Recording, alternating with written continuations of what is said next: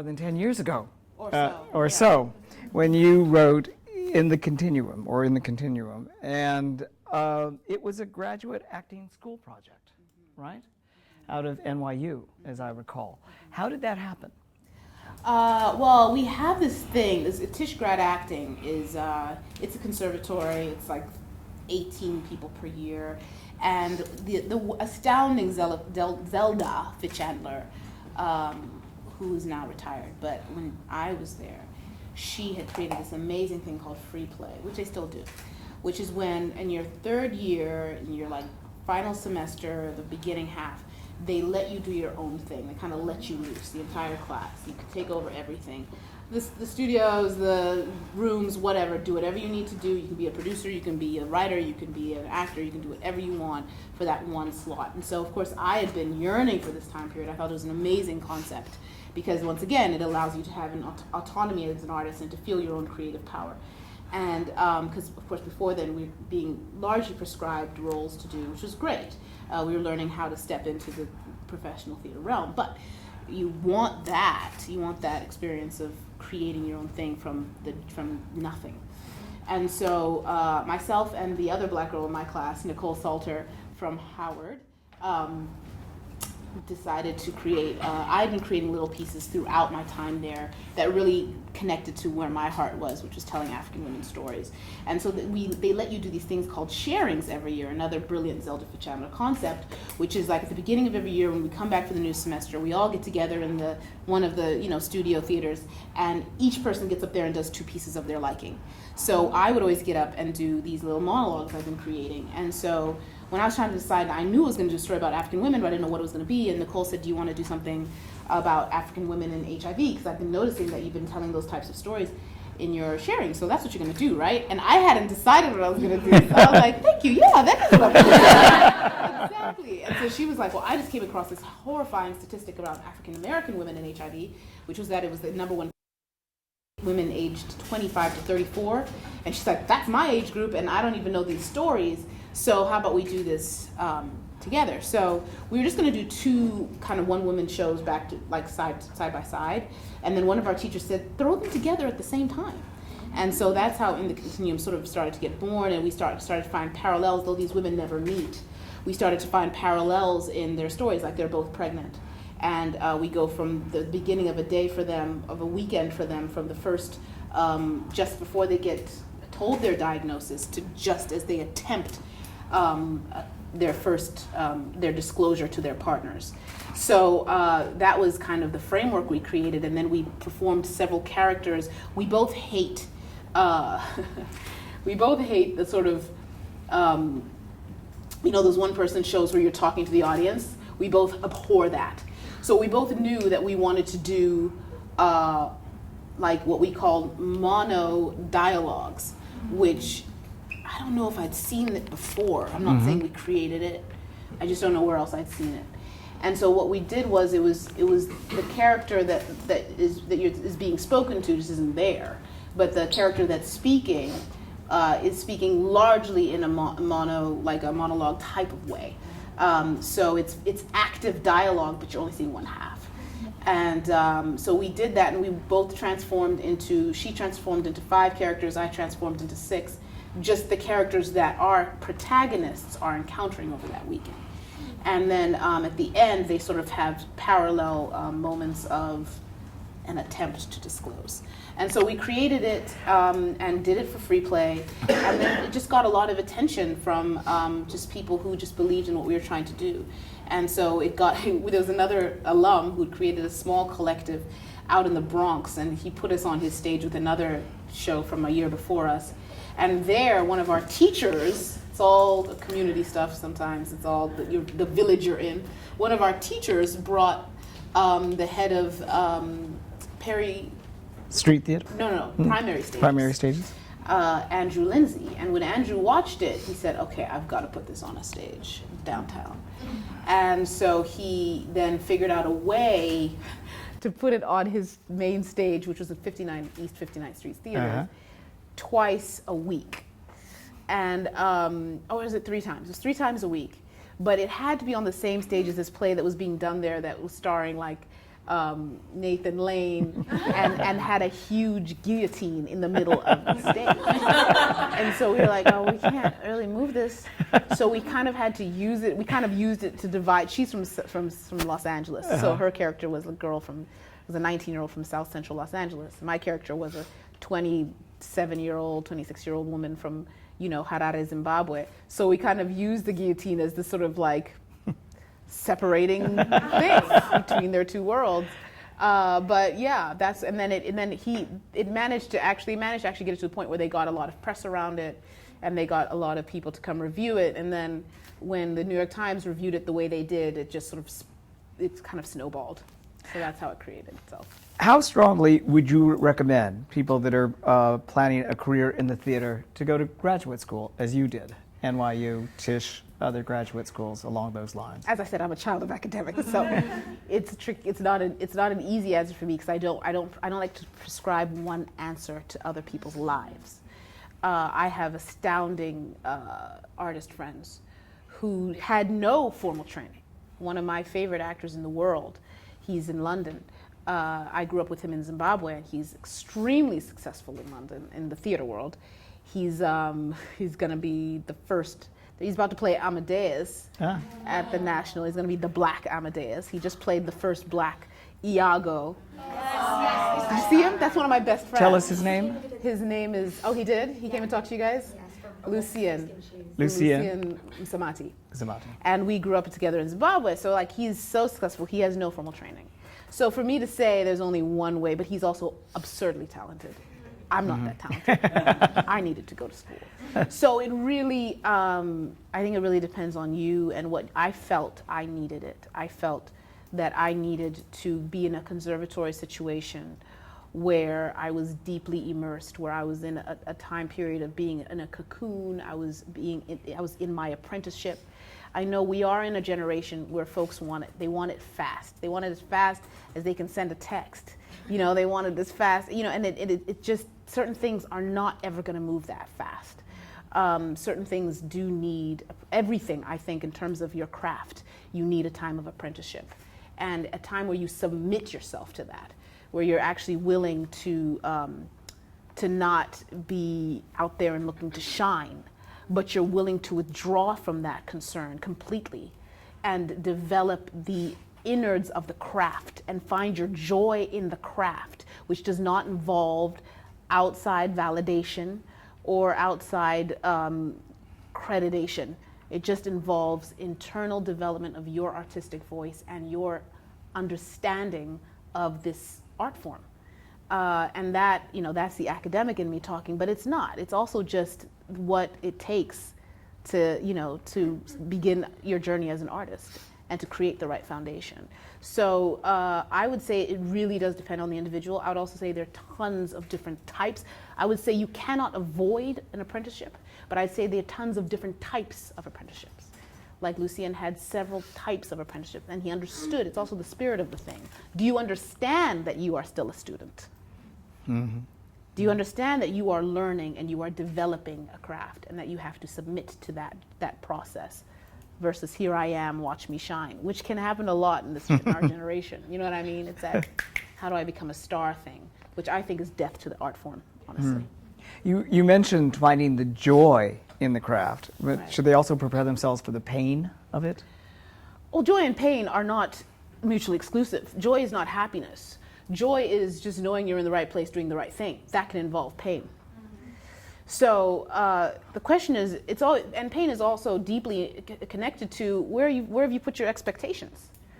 So if your expectations were, I'm going to walk in there and they're just going to think I'm the best things, that you might get some pain if on the other side of that didn't happen. But if it does involve a constant desire to, I've done so many auditions on this floor. It's so funny. I walked in there, I was like, oh God, flashbacks. But a lot of it is walking into a room, which you will largely, almost all of you will do many, many, many times, is what you choose to do in that room. Do you choose to look to be validated, or do you choose to enjoy the fact that you are a performer? Mm-hmm. And this is just another venue to do it in. Mm-hmm. So that type of mindset I think can combat a lot of the pain concepts or the pain issues that come. And there will be many disappointments. There'll be things you really, really, really, really, really want and you won't get. I won't say that to everybody because I don't have a crystal ball, but that's largely what our field entails. As a writer, there's also the pain of the tyranny of the blank page that you have to face as well. The tyranny of it, right. You know, how do you overcome that when you're staring at a blank page and perhaps inspiration doesn't necessarily come right away? How do you keep at it? Well, I always start a story. I never planned to write, to be a playwright or to write. It just kind of happened. And it happened because I couldn't find the stories I wanted told. And I couldn't find the stories I thought should be told. So I started to do it myself. But I always start a narrative. I always start the creation of a narrative with a burden on my heart. There's something that I feel needs to be said. A story. I often start from a place of outrage. I've said a few times in the last year. Because I do. I mean, a lot of time, not familiar so much, but definitely Eclipsed. And even to some extent, and definitely my other play in the Continuum, and to some extent the Convert. It's always starting from a place of why isn't this story being told? Like, why don't I know anything about this? And then because I'm a storyteller, because I'm in this field, this is my way of getting it done. So for me, there's always a burden on me to tell a specific story. It's a specific story that needs to be told. I don't go to the blank page and go, what should I write? That's never been my issue. My issue is get that done. You got to get that story written and that story. Like I got stories backed up, you know. But then the other issue is the issue I feel I come to is how. It's the how. How do I tell that story? Mm-hmm. And what angle do I come at it from? That's where I can get caught up in the process. And often for me, perhaps because I'm an academic of sorts, I go to research. Research always tells me where to start from and what I have to find. You know, even in this play, you know, as dire as those circumstances are, I had to go into the research and I had to find what I found fascinating. I had to find what I found insane and crazy and interesting. And then that's where my imagination will percolate the most. That's where the characters will come the most alive, where I'm the most engaged. I can't write from a place of, woe is me, I must write this dire tale. I have to write from a place where I feel joy towards these characters. And I feel, of course, all of that horror and outrage specifically about what these women were going through.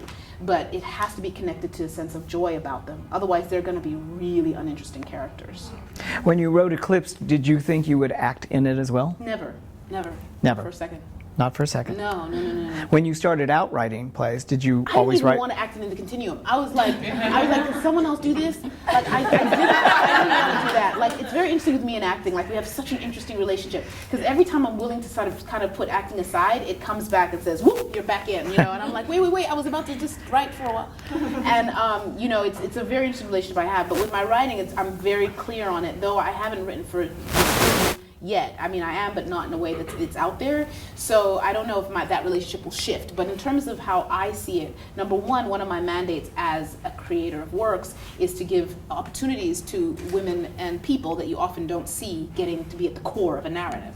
So I don't need that to be me. Mm-hmm. My name's on the marquee. I'm the writer. You know, I don't need to then star in it too. One of the things I really enjoy and just adore about the process of creating work is when some astounding new talent walks in the room and I can give her an opportunity. Mm-hmm. That gives me great joy. Mm-hmm. So like I wouldn't want to be like I have to be in it and like take and hog up a spot. It's just not necessary. I mean, people see me act. Like it's not.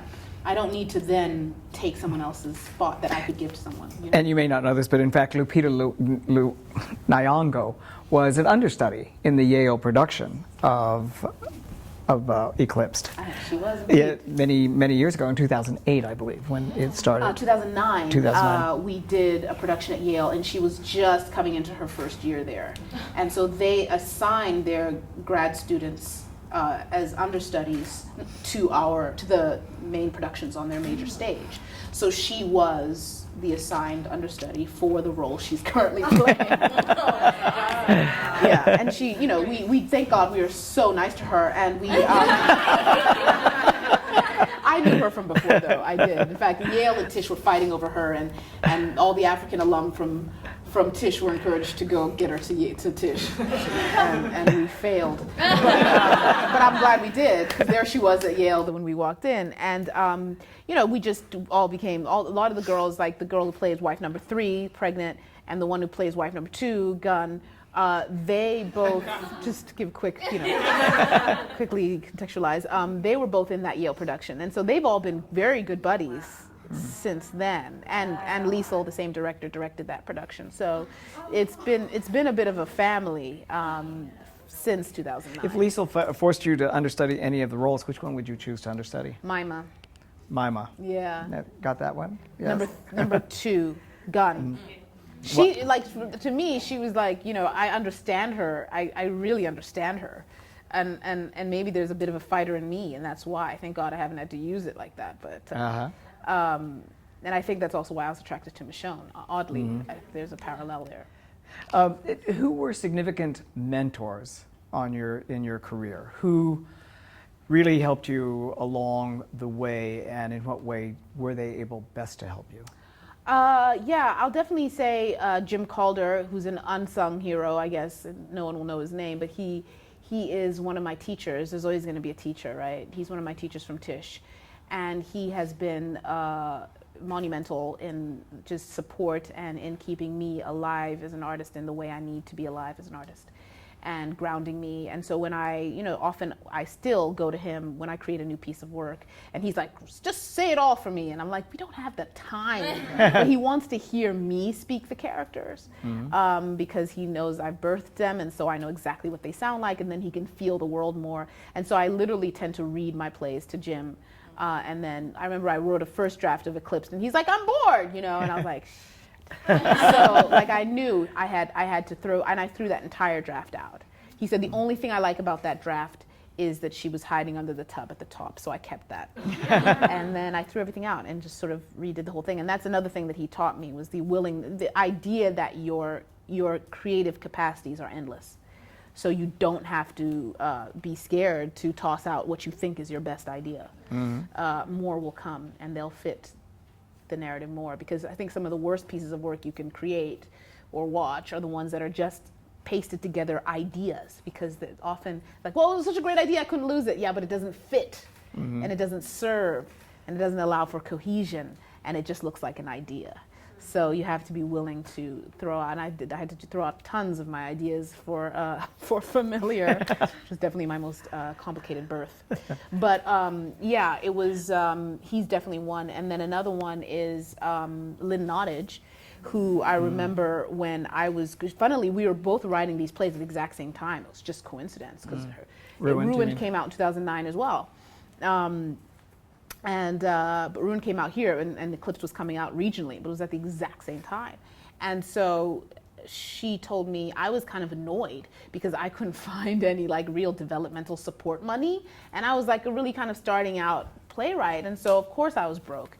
And so I was just kind of like, I don't understand why no theater, like after the Continuum, will just like help me get to Liberia or something, or commission me. Or she was like, you don't need that. Like, you don't need.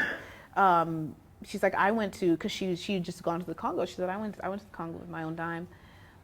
You don't need that. Just figure out how to do it and support your vision. You don't have to take care of anyone else's ideas if you haven't been commissioned anyway. And there was something about her saying that which gave me such freedom and autonomy over my own vision. And also that thing you get which is a death to an artist, which is, I'm not getting what I should be getting.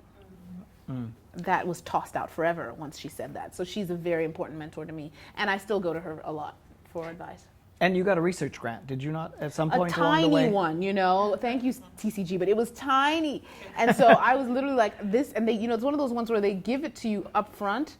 They give you a tiny portion up front, and then they say, bring us receipts for the rest. And you're like, but I don't have the money to get receipts. So one of my friends said, why don't you have a rent party? And I was like, how embarrassing. But I did it. And then they said, we will match whatever you make. And so they did. And that's literally how I got to Liberia. You know what a rent party is, right? It's a Harlem institution, basically. I don't even know where the term comes from. It comes from Harlem. When you couldn't pay the rent, and you would have a party, you'd make gumbo or macaroni and cheese or whatever. Everybody would come, give $1, and you could get the rent money. That's basically how it started. So I did that, and so people contributed. And that actually helped me be able to go. Did you find your mentors or did they find you?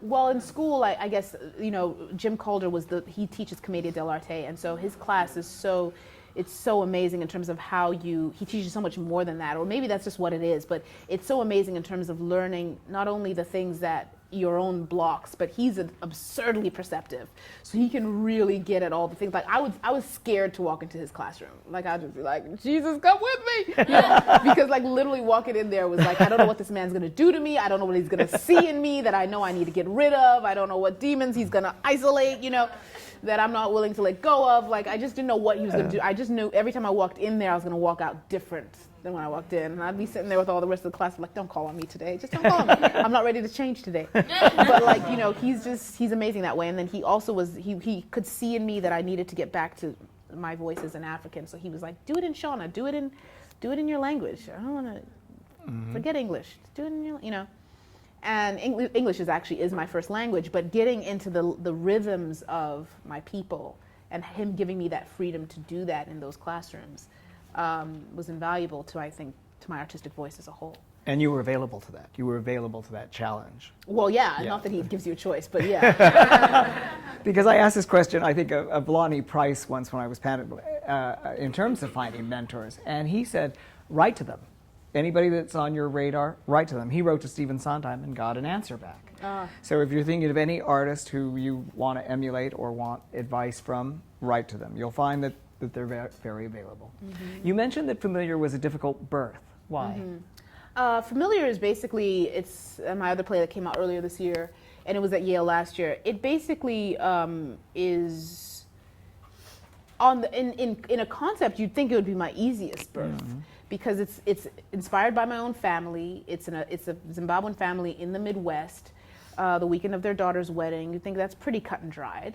But it was very difficult because there was so many things that could go into that play. And there's so many issues of identity and the immigrant experience, but also just the American family experience and, all these different things that I could play with. Mm-hmm. And I had too many toys. Mm. And they didn't necessarily make for the most muscular play narrative. So it was always about what to cut and how to muscle the plot. And it took 2 productions. I've never quite taken 2 productions. Usually by the time I'm into the thick of it with the first production, I'm like, that's it. That's what I meant. It took 2 productions. Only once we did it again here in New York was I able to go, that's it. And so that was the first time it had taken me 2 productions to really get to the grit and the core best form of a piece of work for me. Was there any specific moment in Eclipsed or The Convert or in The Continuum or in Familiar where you said, that's it, where that was the breakthrough? Yes, this is what it's about, and therefore you know what to cut and what to include. Yeah. All in different ways. All totally in different ways. Let's say the Eclipse, since you just saw it. Was there a moment when you thought, now I know what to include, what to cut out? Because as you were saying with Familiar, there's so much material there. You're not sure how to edit or go about editing, the editing process. Right. With Eclipsed, did Eclipse have a particular moment? I'm not sure if I can think of Eclipsed's moment. I mean, there were certain things that became really clear to me, like there are no men in this play. Mm-hmm. Yeah, that was just clear from the get-go. That was certain. They were always going to be an offstage voice or talked about. Yeah. How did you arrive at that concept? And it was just clear. It was just a clear understanding of what. To me, storytelling is submitting to a story. The more you submit to it, the more it lets you know what it is. You become more of a vessel as you submit. And submitting for me also has to involve immersion. I have to be so immersed in these voices, in this world, and these people, so that I'm allowing it to come to me. I'm not imposing on it. And that's when it looks like a bunch of ideas. So I think it is quite a spiritual process to create a narrative. And for me, it was definitely, there was something very clear as I started to do the research and say, I've got to tell this story. I'm trying to figure out how. it was very clear to me. It just became very clear what I did not want to do, and what I did not want to do. The idea of having a man walk onto that stage, it was just wrong. Like, it was clear in my instincts, in my understanding, the vision, in the need of the story. The need of the story is the women's voices of war are never heard. The need of the story is you can name men who started wars and ended wars, but you can rarely name women who were in the war as well, dealing with some of the most vulnerable atrocities, and also helping to stop it. But you never hear about them. We never know their names. So the idea of how about we clear the stage for this one little story, we allow those voices that are often blocked, eclipsed, to be the ones that get full face and voice. I wanted to invert that war narrative. Where's that other side we never see? And where are those voices that we never hear? And so putting only women on there and making sure that that was clear, that their experience was what we were specifically and intimately connecting to, was very important to me. And that involved getting rid of the guys. Mm-hmm. Was the political activist in the play one of the last ones to be added, or was it? She was, actually. I went to Liberia knowing that I was going to write about those women in that camp. Mm-hmm. And I needed to learn more about that experience, because I was like, that is mother. Like, what in the world that these men do that, and they put these women in these compounds and they keep them like that. And I wanted to get into their stories, because God knows they're the last people you hear from. Mm-hmm. But then I came across the Peace Women of Liberia, who are, I think, intensely unsung heroes. These women did stop the war. They created a country where the first woman president was able to be elected, and still is the only woman president on the African continent. And they were amazing with how they did it. There's a great documentary, if any of you are interested in documentaries, called Pray the Devil Back to Hell. And it really documents what those women did, and it is crazy. And they didn't lift a weapon. They walked around in those white outfits you see those women have on stage, and they did some astounding work to stop that war, and walked into those compounds and talked those guys down, and went and intruded on the peace treaties, where only 6% of women to this day are ever included in peace treaty meetings, by the way.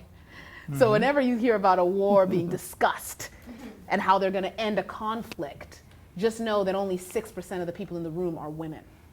And that those women would intrude on that process and say, hello, you need to hear what's happening to the women and to the children, and you need to hear it from us. And they were amazing. You see the documentation in that documentary of what one of them does. She just came and did a dedication. We do dedications at the end of every show. Yeah. She just came and did a dedication the other night, the woman from that documentary, who's now a Nobel Peace Prize winner. 3 of them are. But so when I came across them, when I got to Liberia, because I didn't know about them here, I was coming across all the other stuff, but not them. When I got to Liberia and I met them, I said, oh God, I have got to figure out a way to put them in this narrative, because this is just too amazing what they are. I did put a very broken woman in as their representation, a woman who was not the woman who did the dedication the other day, but who's a woman trying to get there, and who has a lot of her own demons. But a lot of women from, they had so many, they did have issues in this, they did amazing work and they kept their cohesion, but it was very complicated, it was very complex, because they were dealing with the issue of, some of them were coming for people don't realize this, there is class in Africa, big time. There are class differences in Africa. And the idea of a woman like her versus those girls in the village, I mean, that's a very different status. And the women, a lot of the women coming together for the peace movement were women from very different statuses. And so the idea of them coming together was an amazing feat. And you're seeing some of those conflicts that the character in the play has with, the fact that she's right down to how she can't just sit on the floor of that compound. Uh-huh. She's not from this world, and she's trying to, there's a part of her trying to really to transform, and there's a part of her trying to find her child. And at the end of it all, she realizes these are all her children. Mm-hmm.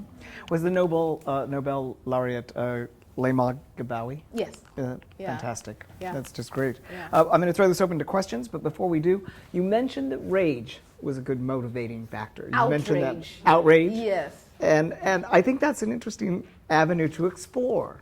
You have to isolate your outrage as an artist, or else why are you doing it?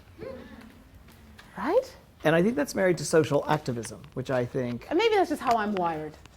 So take it or leave it. Would you suggest that part of I was born black and female. I don't know what to tell you.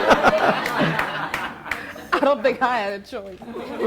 Would you suggest that part of cultivating this creative energy and this creative force is but I being disagree with that. I disagree with what I just socially? said, because a person I've been working with, I've been blessed to work with lately, is Bono, and he created the One campaign, and he's outraged. I think if you're paying attention, you're outraged.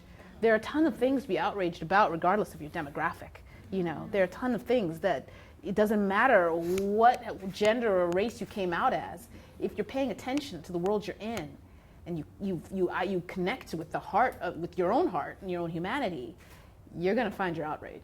What about personal rage in family, in domestic relationships? Sure, that's outrage too, because that is still a universal it's a universal issue. Whatever you're dealing with in your family, trust me, there are a whole lot of other people dealing with that too. And there's tons of crises in those relationships that I think deserve exploration. And great plays have explored them. But there's still more to explore, of course. There always is. Speaking of great plays, what great plays inspired you? I know that you made your Broadway debut in August Wilson's Joe Turner's Come and Gone. I love him I love his literature. And I use him to overcome writer's block. Not because I'm ever trying to write like him, or because I want to, do anything like him. But it's because it is so clear. Firstly, I admire what he accomplished. But secondly, because he accomplished his vision. I think O'Neill said he was going to do the same thing, and I think he got to 2 out of the 9 he said he was going to do. But August did all 10. And the other thing is that his goal, it was so clear, his vision to take his people and make them epic and make them larger than life characters. Though you wouldn't think, perhaps in the world as it is currently structured, we would never think twice about some dudes hanging out on the corner in, Pittsburgh. But he made them epic and made them something that the world had to acknowledge as great dramatic characters and great dramatic stories. And he made the experience of the African American on this soil great and dramatic and epic. He didn't make it that way. He put it on the page that way. It is that way. And so that the spirit of what he was doing is something that is so clear when I read his work. And sometimes I need to connect to the spirit of what I'm doing, which is, the same thing, but in a totally different way. And so, I use him so it was perfect that he was who I debuted on Broadway whose play I was in. But also, I always trust and know that when I dig into his work, there's no bottom to it. Like it's just a huge creative, spiritual exploration. You're actually trying to crack into his code because there's a code in how he's written that and what the rhythms are and all of that. And so that's what you yearn for as an artist. You yearn for writers like that. So he's definitely someone I respect and admire. 2 or 3 other writers that contain that same... funnily enough, I do really like the dead white guys. I love Chekhov, I love Ibsen, and I love Shaw. And, I think especially Ibsen and Shaw were actually feminists. Definitely my sort of ode to Ibsen and Shaw is kind of in The Convert. It's structured as a Shavian play. And, and it's sort of somewhat inspired by Pygmalion. But, I sort of started from there, and then it became its whole other thing as I submitted to the narrative. I was like, okay, this is something different. But it was picked up actually even by press that they were seeing Ibsen as well. But I mean, it was definitely it's definitely those guys that I find I love the structure of what they do and what they were trying to do. I mean, sometimes I watched Doll's House last week, and I was like, there's so many powerful things in there, and then there are ways that I would never tell a story in there as well. But I so respect the spirit of the way he tells the story. And then, of course, I love Lynn Nottage, and I'm always in deep awe of whatever she does, and I'm always keen to see what she does next.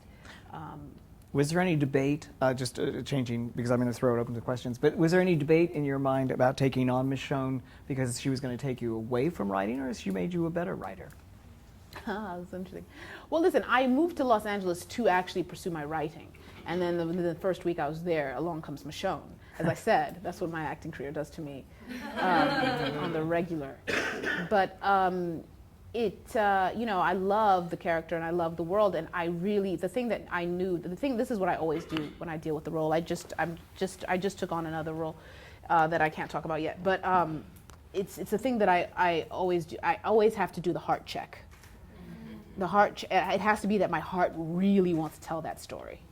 Like, that has to be where I land.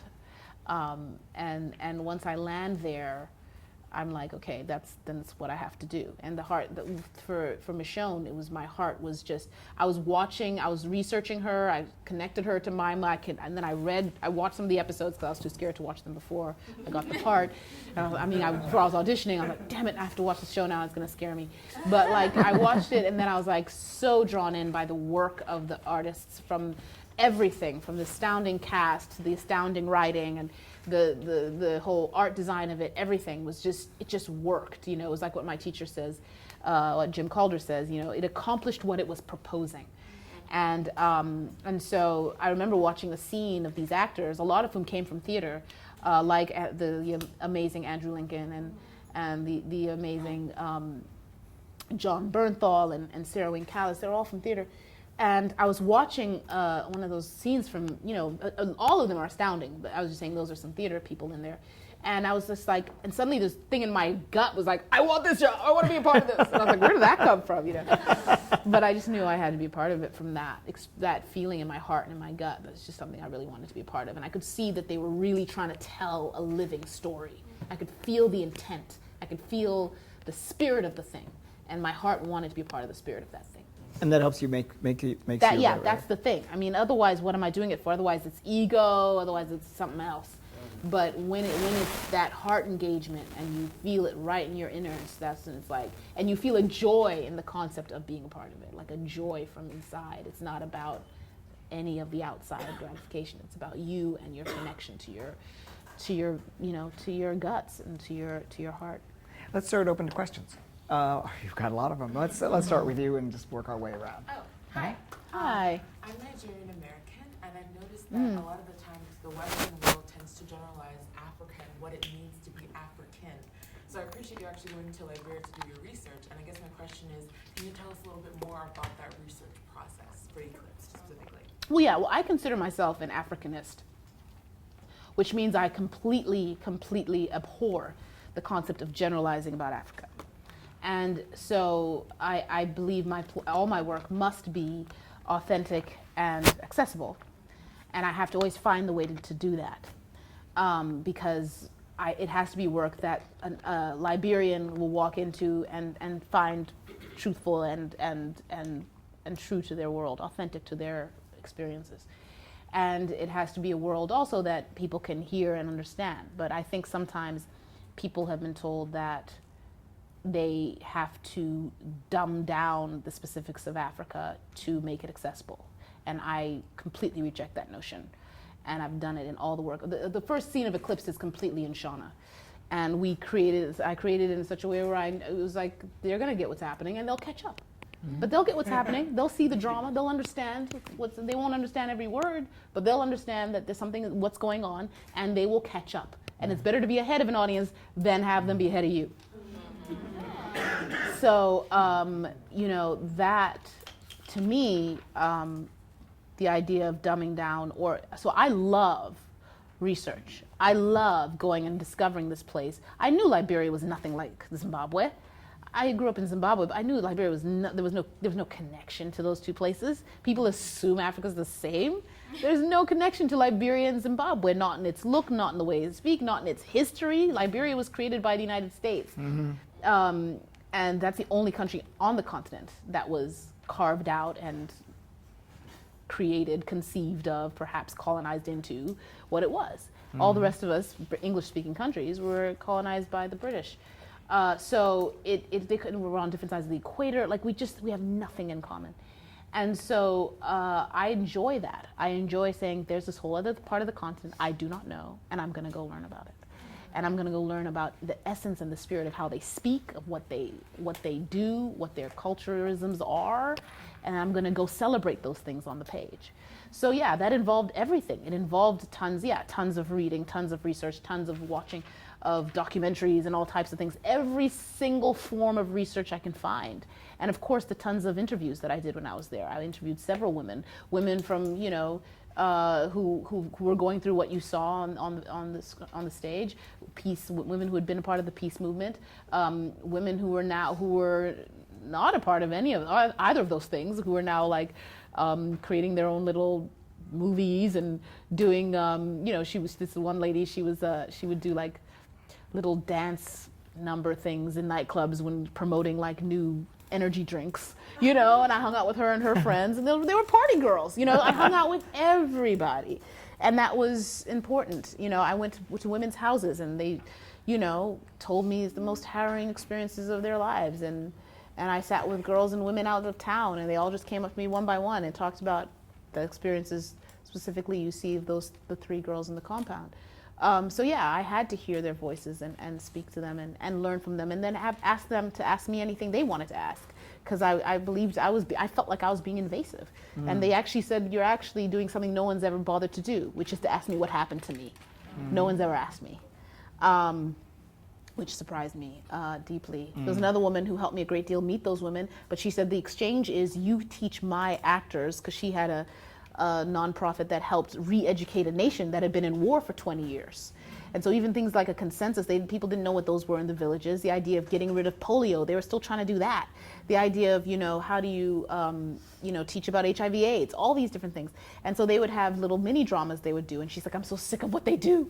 Teach them something better. And so I was teaching acting and playwriting. And a lot of the names of the girls on stage came from, which you hear at the end of the play, their names came from the girls and women I was teaching acting and playwriting to. So it was a very, very multiple ranged experience, and it needed to be that. It had to be that. Over here, yes, in the back. While the show is about such a serious topic of the unspoken voices of these women, I found myself laughing at. I'm glad, you should have been. Yeah, it was hilarious. But how was that from the writing standpoint, talking about such a serious topic with a comedic aspect to it? Well, really, I just followed the characters. It was, two things. On the macro side, I do always intend to give a full meal when I put a story on the page.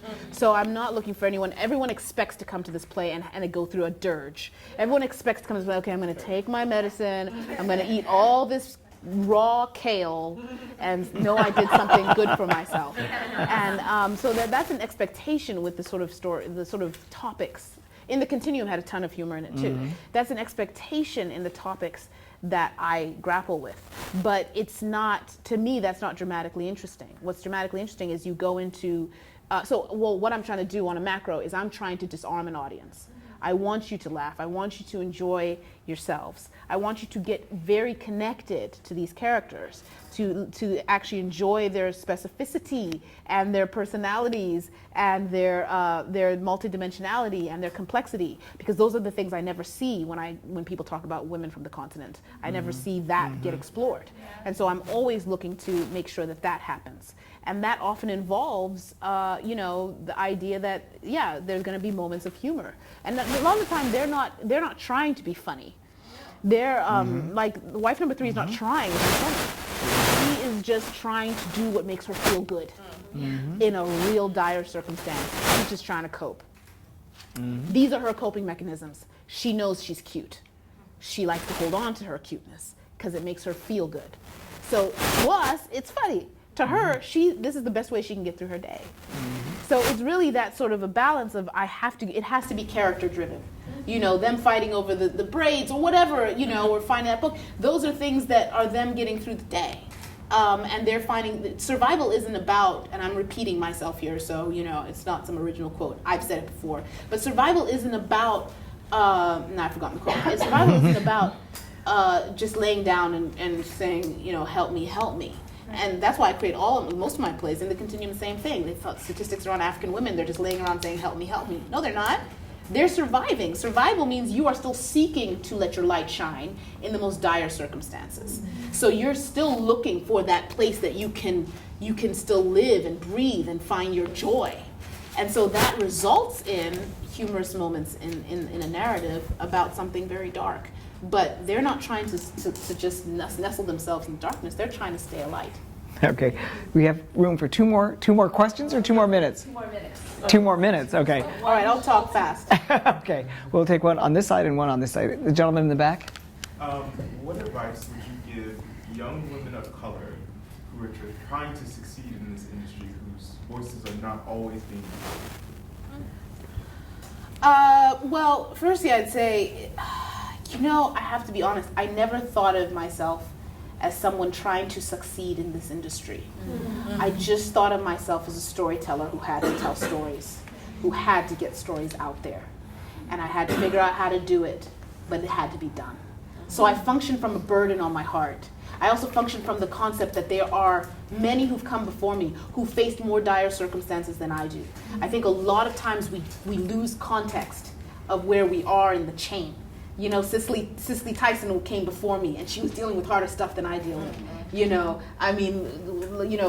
Horne or whoever else, they came before us, and they were dealing with, you want to go all the way back to Harriet Tubman. But the point of the matter is, we are coming from a line of women who were warriors. Mm-hmm. And so don't come up here and say, woe is me, there's no hope for me. We have to navigate, and we have to understand that we are probably going to be creating paths that have never been walked, because that's who we are. And there's something there's actually somewhat of a blessing in that, because there's something almost freeing in that. You're not saying, I've got to try to be just like her. Don't try to be just like anybody. We need your originality. So I think it's a mindset shift. The idea of saying I have to try and succeed in this industry often means I have to try and conform. Mm-hmm. And that's actually it's not a pathway to anything of a legacy or anything that is really going to inspire yourself or nurture your own artistic voice. Mm. So I think the idea of nurturing your artistic voice and having a belief that there is a place for it, but you're going to be navigating it anew, mm-hmm. is a mindset shift that I would deeply advise to the woman of color, and the knowledge we just got to know off the bat. It's not going to be easy. Mm-hmm. If you think there's an easy route stepping into this, there isn't for anybody. There just isn't. It's not going to be easy, but the love of it and the burden on your heart to get those stories out there, or to tell a story, or to put it out there, has to supersede the need to be successful in this industry. One more. Yes? So the ending, I was literally on the edge of my seat. Was there ever a time when you were deciding whether or not you were going to let us know where the girl went, or how did you come to that point to have us just sitting there trying to figure out, okay, well, maybe she did this, or I think that she would have done this? Was there ever a point where you were like, man, I'm going to tell the audience, or I'm going to let them be? No, I mean, that ending, usually it's funny, my endings tend to come to me early, as do my titles. It's all stuff in between that takes a little longer. So yeah, I mean, it was clear to me. I mean, there was a time period I'd wanted to flash into 2 years later, because there's so many things that happen in terms of that don't happen for the rehabilitation post-conflict. Mm-hmm. And that was what I was doing, because I came to Liberia in 2007. So I was meeting those women who had 2 to 4 years, this was 4 years later, they were still, they had not been able to rebuild their lives. And I was thinking about doing that. But then I realized the most muscular ending was to allow us to be left with that burden. Mm-hmm. Mm-hmm. Because what does become of a child of war? Mm-hmm. And that's on us as a society to make sure how do we uneclipse mm-hmm. that sort of imprinting. Two things before. What was the title? The title. Yeah, it's all about the blocking of light. Yeah. I want to thank you. Before we leave, two points. You have a continuing arts education in Africa called Amalsi, is that correct? Almasi. Almasi, Uh-huh. which you can contribute to. You can. Well, is it a Almasi, website? Is it there a? is, It is a website. It's basically designed to, I'm Zimbabwean American, so I'm always looking to, there are tons of Africans who out there who don't have the opportunities I get because I was born here. And so it's that, and I also think that Americans could benefit from exposure to the African, and that a collaboration only results in good things. So Almasi Collaborative Arts is what it's called in Zimbabwe. In America, it's called Almasi Arts Alliance. And that's the name of the website, almasiartsalliance.org. And we do a lot of things. We try to bring a lot of education in the arts to professionals, people your age, really trying to build up those who are really who have voices that are just on the verge of perhaps changing the world, but they need opportunities. They need the doors to be open for them. They need to receive the training, and it's very difficult from there. So, we help artists come here to get education. We've had a couple of them, a few of them now have been accepted into graduate programs. One has just been accepted to the New School, one at USC, one is at a Commedia dell'arte school. And then we take Americans there to teach and train, and we have fellowships, and we do all types of things like that. But it's really about I want more African voices to be globally heard. I don't just want it to be mine. Great. Jeez. Great. So that's it. Thank you so much. Thanks, guys. And good luck to you.